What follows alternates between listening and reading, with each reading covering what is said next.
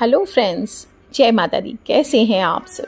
दोस्तों, हनुमान जी का प्राकट्य दिवस आ रहा है और हर जगह भगवान श्री हनुमान जी के जन्म की खुशियां मनाई जाएगी।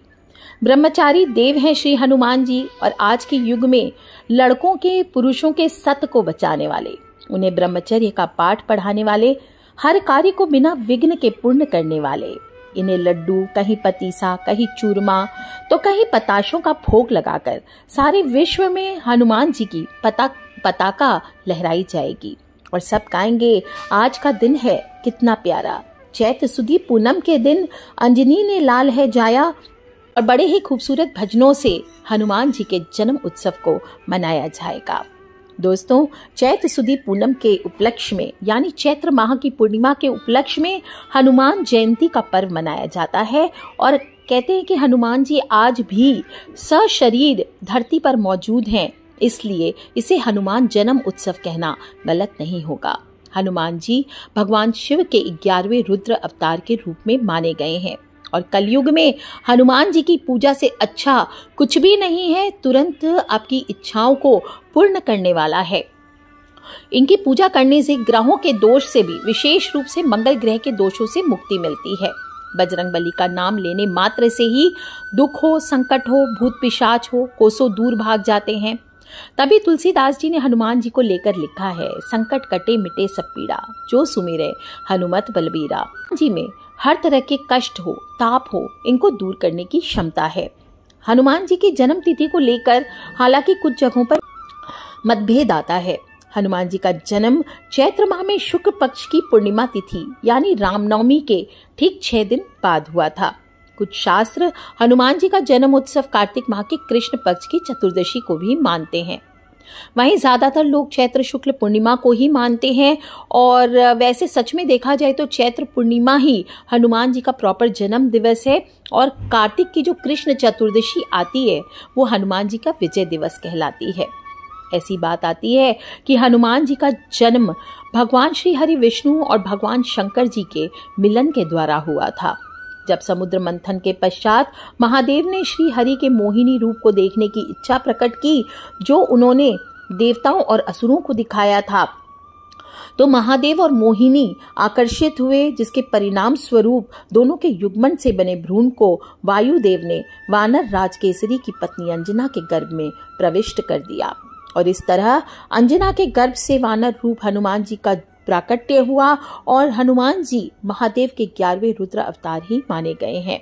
इस दिन हनुमान जी की विशेष व्रत करने से, पूजन करने से, उपाय करने से कमजोरों को बल की प्राप्ति होती है, बुद्धि बल में वृद्धि होती है, ग्रह कलेश से मुक्ति मिलती है। तो आइए देख लेते हैं इस बार हनुमान जयंती का क्या शुभ मुहूर्त है। तो 23 अप्रैल को सुबह 3:25 से पूर्णिमा तिथि का प्रारंभ हो रहा है और 24 अप्रैल को सुबह 5:18 तक रहने वाला है। तो उदय तिथि समझ लीजिए या जैसे भी एक ही दिन प्राप्त हो रहा है, यानी कि 23 अप्रैल मंगलवार के दिन, और मंगलवारी हनुमान जयंती होना बताने की जरूरत ही नहीं है। हनुमान जी का वार है और हम हर मंगलवार को कहते हैं आज मंगलवार है, बालाजी का वार है, सच्चे मन से जो कोई ध्यावे उसका बेड़ा पार है। बोलिए बजरंगबली हनुमान की जय।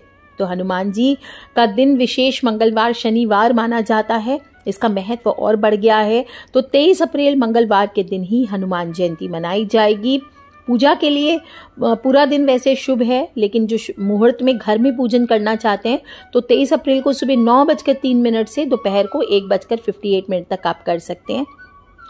दूसरा शुभ मुहूर्त रात का है 8:14 से लेकर रात को 9:35 पर। दोस्तों, 2 मुहूर्त में पूजा हो सकती है, चाहे सुबह के वक्त कर सकते हैं, रात्रि में कर सकते हैं। और क्या करना है, सुबह सुबह जल्दी उठना है, घर की साफ सफाई करनी है, मुख्य द्वार को सजावट करना है क्योंकि बाबा का आगमन होना है। और हनुमान जयंती पर आप सुंदर सुंदर वस्त्र पहने, स्नान करके। इस दिन आप काले नीले ऐसे वस्त्र ना पहने, कोशिश करें केसरिया वस्त्र पहने, ऑरेंज वस्त्र पहने। और आपके भी घर में अगर हनुमान जी की मूर्ति है, फोटो है, उनका श्रृंगार करना चाहते हैं तो अबुझ मुहूर्त देखकर ही करिए। जो मुहूर्त बताएं कोशिश करिए उसी में करिए। और उत्तर पूरब दिशा यानी ईशान कोण में हनुमान जी की मूर्ति को ऐसे प्लेस करना चाहिए कि उनकी आंखें दक्षिण दिशा की ओर देख रही हो। तो हनुमान जी के साथ साथ आप चाहें तो राम दरबार में हनुमान जी हैं तो उनकी भी पूजा कर सकते हैं आप। सर्वश्रेष्ठ है, राम जी का स्मरण कर लो तो हनुमान जी ऐसे ही प्रसन्न हो जाते हैं। तो आप पूजा करें, लाल कपड़ा चौकी पर बिछा करके आप स्थापित करके चोला चढ़ा सकते हैं। चोला कैसे चढ़ाया जाता है, थोड़ा सा ऑरेंज वाला सिंदूर, उसमें थोड़ा सा 2-4 बूंद चमेली का तेल डाल के, ज़्यादा नहीं डालना है नहीं तो वो चूने लगेगा, तो 2-4 बूंद से तेल डालना चाहिए। तेल नहीं है आपके पास तो आप घी मिला करके भी ऑरेंज सिंदूर में आप चोला चढ़ा सकते हैं। फोटो पर तिलक के भांति चोला चढ़ाइए। इसके साथ आप चांदी का अगर मूर्ति आदि है तो हनुमान जी को चांदी का वर्क हुआ, जनेऊ चढ़ाइए, चंदन चढ़ाइए, सोटा चढ़ा सकते हैं, लंगोट आप उनको दे सकते हैं, खड़ाऊं चढ़ा सकते हैं। और श्रृंगार हेतु काजल अवश्य चढ़ाना चाहिए। आज के दिन हल्की हल्की पतली पतली काजल लगाइए हनुमान जी की आंखों में। इत्र चढ़ाइए, केवड़े का इत्र सबसे ज्यादा प्रिय होता है हनुमान जी को। इसके लिए आपको कोई अभिमंत्रित इत्र की आवश्यकता नहीं है, आप किसी भी मार्केट से, पूजा शॉप में से केवड़े का इत्र प्राप्त करके उसको हनुमान जी के दाहिने कंधे पे आपको छिड़कना चाहिए। लाल पीले फूल की माला, गुलाब हुआ, गुड़हल हुआ, और पीले फूल आप गेंदा वगैरह हुआ, सनफ्लावर हुआ, जो भी आपकी इच्छा हो, इन फूलों की माला आप हनुमान जी को चढ़ाइए और सच्चे दिल से भोग लगाइए। जीमो जीमो जी हनुमान, भगत लायो जी चूरमा। इस भाव से हनुमान जी का चूरमा बनाइए और उनको भोग लगाइए। जो भी भोग लगाएंगे उसमें तुलसी दल अवश्य अर्पित कीजिए और चमेली, गुलाब, इसकी माला चढ़ाइए। आपको बता दूं, इस दिन गुड़ चने, आप ऐसा नहीं कि सिर्फ लड्डू और चूरमा ही चढ़ाएं, गुड़ चने का भी भोग लगा सकते हैं, दाल बाटी का भोग लगा सकते हैं। सभी चीजें करने के बाद आप एक तांबे का दीपक अगर आपके पास है तो तांबे के दीपक में चमेली के तेल का दीपक करना चाहिए। अगर नहीं है तो नॉर्मल मिट्टी का दिया ले लीजिए, घी का दीपक जला सकते हैं। गूगल से धूप कीजिए और फिर रुद्राक्ष या लाल चंदन की अभिमंत्रित माला से 108 बार ओम राम रामाय नमः पहले एक माला जाप कर लीजिए। इसके बाद ओम हंग हनुमते नमः इस मंत्र का आप जप कर सकते हैं। फिर आप ओम रुद्र आत्मकाय हुम फट इस मंत्र का जाप कर सकते हैं। कोई विशेष मनोकामना हो तो इस दिन आपको हनुमान चालीसा तो अवश्य करनी ही करनी है। इसके अलावा भी आप चाहें तो सुंदरकांड का पाठ कीजिए। आप चाहे तो बजरंग अष्टक का पाठ कर सकते हैं। बजरंग बाण का पाठ करने के पहले सोचना चाहिए। बजरंग बाण का पाठ अगर आप कर रहे हैं तो 11, 21, कोई विशेष मनोकामना के लिए 108 आप कर सकते हैं। थोड़े से गुड़ चने रखिए, एक दीप जला के पाठ कीजिए। इसके बाद वो प्रसाद को आपको बांट देना चाहिए। आरती करें, हनुमान जी की आरती कीजिए। हनुमान लला की, दुष्ट दलन रघुनाथ कला की, इस प्रकार से। इसके बाद अपने ही स्थान पे अगर घर में पूजा करें तो खड़े होकर 4 परिक्रमा करें।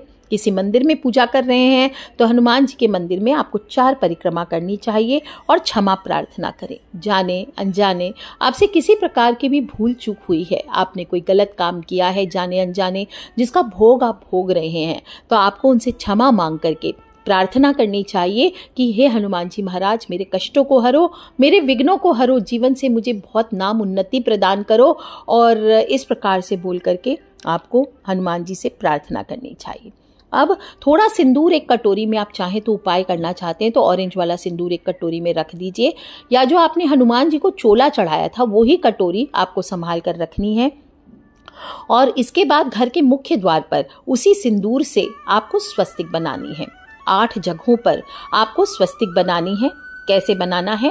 पहला स्वस्तिक आपको घर के मुख्य दरवाजे पर बनाना है, दाहिने साइड बनाना है 1.5 इंच का स्वस्तिक, और जिनका दक्षिण दिशा का द्वार है वो 9 इंच का स्वस्तिक आज के दिन बनाएंगे इसी सिंदूर से। और ये हुआ पहला स्वस्तिक। आप चाहें तो दोनों साइड भी बना सकते हैं। दूसरा स्वस्तिक आप आएंगे घर के रसोई घर में, वहां पर आपका जो चूल्हा है, गैस चूल्हा है, वहां पर आपको बनाना है। ध्यान रखें इस दिन प्याज, लहसुन, मांस, मदिरा का सेवन ना करें, ये ना बनाएं अपने घर पे। और अगर बना रहे हैं तो चौके में आपको मतलब चूल्हे पे आपको नहीं बनाना है, तब आप अपने रसोई घर के मुख्य द्वार पर बना दीजिए दूसरा स्वस्तिक। तीसरा स्वस्तिक आपको बनाना है अपने घर के पूजा घर में। पूजा घर में आप चाहें तो छोटे छोटे बिल्कुल बना सकते हैं, 1-1 सेंटीमीटर के छोटे छोटे स्वस्तिक चलेगा आपके पूजा घर के साइज के अनुसार। चौथा स्वस्तिक तुलसी का चौरा पे आएंगे। तुलसी के चौरे पे भी आपको एक दीप जलाना है और एक स्वस्तिक चिन्ह बनाना है। 5वां स्वस्तिक आप बनाएंगे घर के उत्तर दिशा में। पूजा घर तो है ही, पर उत्तर दिशा में आप बनाएंगे ये आपका घर का बंधन होगा। किसी प्रकार की नकारात्मकता भी होगी तो आपके घर से दूर होगी। तो घर की उत्तर दिशा में ऐसे बनाएंगे जैसे आप हनुमान जी की फोटो को प्लेस करते हैं, और फिर उसके ठीक उल्टे साइड में आपको छठा स्वस्तिक बनाना है दक्षिण दिशा में। दक्षिण दिशा यानी अग्नि कोण में आप कहीं पे भी बना सकते हैं। साउथ ईस्ट कॉर्नर साइड में आपको बनाना है, साउथ वेस्ट में नहीं बनाना है, इस बात का ध्यान रखें। जो दक्षिण और पूरब का कोण होगा, दक्षिण दिशा में बना सकते हैं और दक्षिण पूरब के कोण में बना सकते हैं।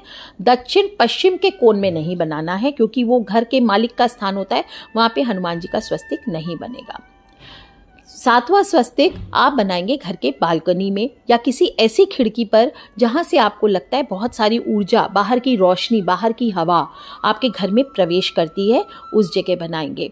और आठवां स्वस्तिक आप बनाएंगे घर के ब्रह्म स्थान पे। घर का जो ब्रह्म स्थान है वहां पर कोई भी चीज है, कोई भी अगर ऐसी वस्तु है जिस पर आप ये बना सकते हैं वो बनाइए, नहीं तो घर की तिजोरी पर जाकर आपको बना देना है। दोस्तों, इस प्रकार से आपको ये 8 स्वस्तिक बनाने हैं और आप देखेंगे आपके घर पे सभी प्रकार से एक नाकाबंदी, कहते हैं ना, हर प्रकार की नकारात्मक ऊर्जाओं से नाकाबंदी सी हो जाएगी और पॉजिटिव ऊर्जाओं का वास होगा। तो कर लीजिए उपाय दोस्तों, अपनी नाकाबंदी घर की आपको स्वयं ही करनी है। इस बार किसी के भरोसे नहीं रहना है, कोई तंत्र मंत्र, कोई टोने टोटके ज्यादा नहीं करना है।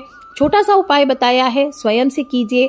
हनुमान जी की पूजा अवश्य करें। पूरे दिन अगर समय ना मिले, कोई कारणवश आप पूजा ना कर सके, तो कम से कम सारे दिन आप कम से कम एक हनुमान चालीसा का पाठ अवश्य कर लीजिए। श्री हनुमान जी आपकी रक्षा जरूर करेंगे। आज के लिए इतना ही दोस्तों। खिलखिलाते रहे, मुस्कुराते रहे, अपने फ्रेंड्स, फैमिली, मम्मी पापा, भाई बहन, बच्चे, सभी लोगों से शेयर करते रहा करें। और थोड़ा ट्रैवल कर रही हूँ तो मोबाइल पे रिकॉर्ड कर रही हूँ वीडियो, तो अगर कोई परेशानी हो रही तो उसके लिए क्षमा चाहती हूँ। आज के लिए इतना ही। ठीक है फ्रेंड्स, लव यू ऑल। जय माता दी, बम बम भोलेनाथ की जयकारा, शेरावाली दा बुल, साचे दरबार की जय, पवन पुत्र बजरंग बली हनुमान जी की जय। जय बजरंग बली, जय सालासर हनुमान जी महाराज की जय।